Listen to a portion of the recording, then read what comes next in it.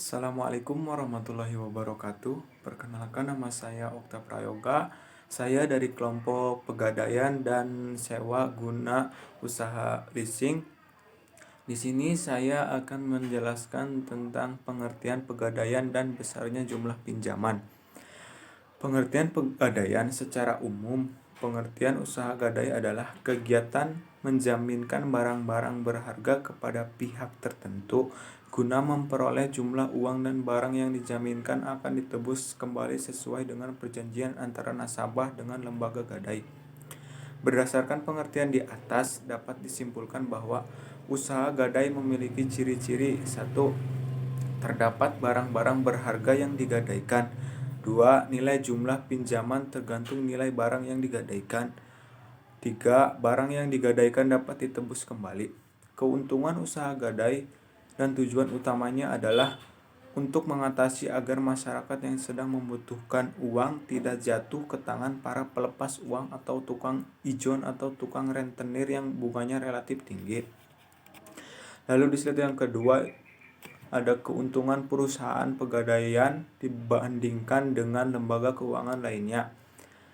Waktu relatif singkat untuk memperoleh uang, persyaratan yang sangat sederhana, pihak pegadaian tidak mempermasalahkan uang tersebut digunakan untuk apa, jadi sesuai dengan kehendak nasabahnya.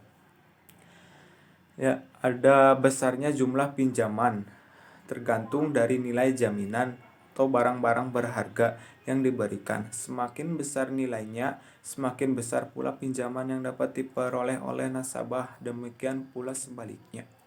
Pegadaian hanya melayani sampai jumlah tertentu, dan biasanya yang menggunakan jasa pegadaian adalah masyarakat menengah ke bawah. Sekian penjelasan dari saya. Assalamualaikum warahmatullahi wabarakatuh. Sebelumnya, Assalamualaikum warahmatullahi wabarakatuh. Perkenalkan, nama saya Nurul Rahmawati dengan NIM 220-132, Prodi Manajemen S1, kelas bank dan lembaga keuangan lainnya. A akan menjelaskan materi lanjutan mengenai pegadaian, yaitu yang pertama barang jaminan. Barang jaminan itu bisa berupa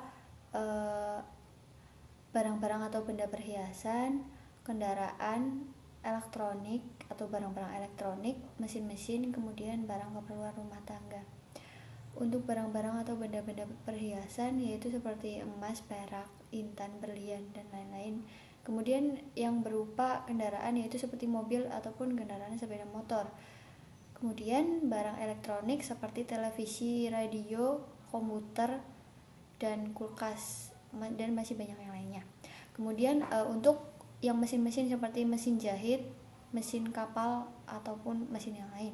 Kemudian ada barang-barang keperluan rumah tangga seperti tekstil atau yang berada di dalam lingkup rumah tangga, tetapi dengan catatan barang tersebut masih layak pakai dan memiliki nilai jual.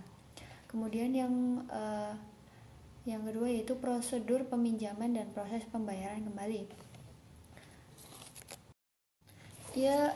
Untuk prosedur peminjaman yaitu yang pertama nasabah datang ke pegadaian, ke pihak informasi, kemudian dengan membawa sejumlah barang-barang yang akan dijadikan jaminan seperti barang perhiasan, kendaraan, barang elektronik, mesin-mesin, dan lainnya, itu ke pihak penaksir. Kemudian penaksir akan menentukan harga jual ataupun nilai dari barang jaminan tersebut. Setelah ditaksir, maka pihak pegadaian akan menentukan besarnya bunga untuk pinjaman tersebut, kemudian beserta jumlah pinjaman yang akan diberikan.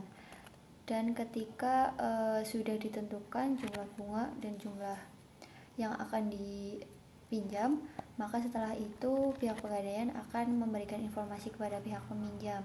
Ketika pihak peminjam menyetujuinya, maka barang jaminan tersebut akan ditahan dan kemudian nasabah tersebut akan mendapatkan pinjaman. Kemudian setelah prosedur peminjaman dan proses pembayaran kembali, yaitu ada kegiatan usaha gadai lainnya, yaitu di sini melayani jasa taksiran, melayani jasa titipan barang, memberikan kredit, ikut serta dalam usaha tertentu, bekerja sebagai pihak ketiga. Ya, mungkin hanya itu saja yang dapat saya jelaskan. Selebihnya akan dijelaskan kepada teman kelompok saya yang lainnya. Saya Raida Azizi Putra NIM 2002-010029. Leasing. Pengertian leasing. Leasing adalah kegiatan pembiayaan dalam bentuk penyediaan barang modal, baik secara sewa guna usaha dengan hak opsi atau finance lease maupun sewa guna usaha tanpa hak opsi atau operating lease. Ketentuan leasing. Kegiatan leasing secara resmi diperbolehkan beroperasi di Indonesia setelah surat keputusan bersama Menteri Keuangan, Perindustrian, dan Perdagangan. Wewenang untuk memberikan usaha leasing dikeluarkan oleh Menteri Keuangan yang mengatur mengenai ketentuan tata cara perizinan dan kegiatan usaha leasing di Indonesia. Jenis perusahaan leasing. Independent leasing merupakan perusahaan leasing yang berdiri sendiri dalam sekaligus sebagai supplier atau memberi barang-barang modal untuk dileasingkan. Captive lessor. Dalam perusahaan leasing ini, produsen mendirikan perusahaan leasing dan yang mereka leasingkan adalah barang milik sendiri. Lease broker. Perusahaan jenis ini kerjanya hanyalah mempertemukan keinginan lessee untuk memperoleh barang kepada pihak lessor untuk dilegasikan. Perjanjian leasing. Perjanjian yang dibuat antara lessor dan lessee disebut lease agreement, di mana dalam perjanjian tersebut memuat kontrak kerja antara dua belah pihak. Isinya adalah nama dan alamat lessee, jenis barang modal yang diinginkan, jumlah atau nilai barang yang diinginkan, jumlah atau nilai barang yang dileasingkan, syarat-syarat pembayaran, syarat-syarat kepemilikan atau syarat lainnya, biaya-biaya yang dikenakan, sanksi-sanksi apabila lessee ingkar janji, dan lain-lainnya. Assalamualaikum warahmatullahi wabarakatuh. Perkenalkan, nama saya Rega Dwi Cahyani. Saya di sini akan menjelaskan secara singkat beberapa materi mengenai leasing. Pertama, ada biaya-biaya yang dikeluarkan. Biaya-biaya yang dibebankan kepada lessee biasanya terdiri dari: pertama, biaya administrasi yang besarnya dihitung per tahun; kedua, biaya materai untuk perjanjian; yang ketiga, biaya bunga terhadap barang yang dileasingkan; dan yang terakhir adalah premi asuransi yang disetor kepada pihak asuransi. Selanjutnya ada prosedur pemohonan leasing.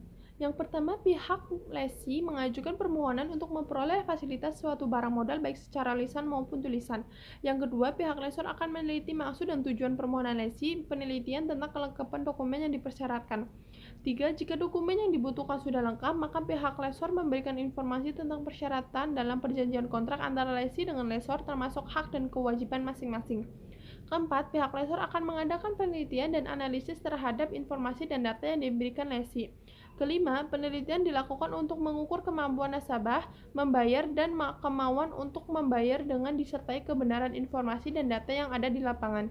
Keenam, jika permohonan sudah diterima pihak lessor, maka akan diadakan pertemuan tentang persyaratan yang akan dipenuhi. 7. Pihak lessee membayar sejumlah kewajibannya dan menandatangani surat perjanjian antara lessee dengan lessor.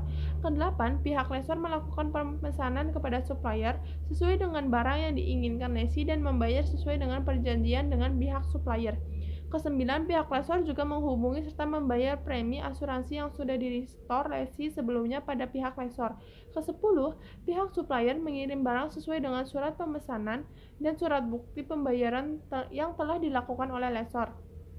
11. Pihak lessor juga mengirim polis asuransi kepada lessee setelah diterbitkan oleh pihak lessor atas nama lessee.